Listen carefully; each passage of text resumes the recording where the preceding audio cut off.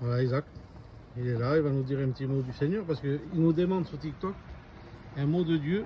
Il y en a un qui a dit que ça l'avait encouragé, relevé, parce que c'est la parole de Dieu. Hein. Et il n'y a pas mieux que la parole de Dieu, Isaac. Écoutez, le Seigneur nous dit de parler en temps favorable ou non, dire un mot du Seigneur. Celui qui bénit, c'est le Seigneur Jésus-Christ. Celui qui peut, c'est le Seigneur Jésus-Christ.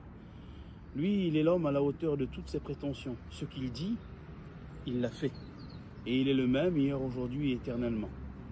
Alors j'aimerais vous dire un petit mot court, mais qui pourrait encourager certains parce que c'est une grande vérité. Jésus dans notre barque, qu'est-ce que ça signifie? Il est écrit dans l'évangile de Marc, chapitre 4, verset 39, Jésus se lève face à une grande tempête qui allait faire couler la barque des disciples. Et il dit au vent, silence, tais-toi. Et le vent cesse. Et la mer se calme. Alors ça nous enseigne qu'est-ce que signifie Jésus-Christ dans notre barque. Jésus dans ta barque ne signifie pas que la tempête ne se lèvera pas, que les vagues ne submergeront pas la barque. Ça ne signifie pas ça. Jésus dans ta barque, ça ne veut pas dire que la tempête ne se lèvera pas. Jésus dans ta barque, ça veut dire que la barque ne coulera pas.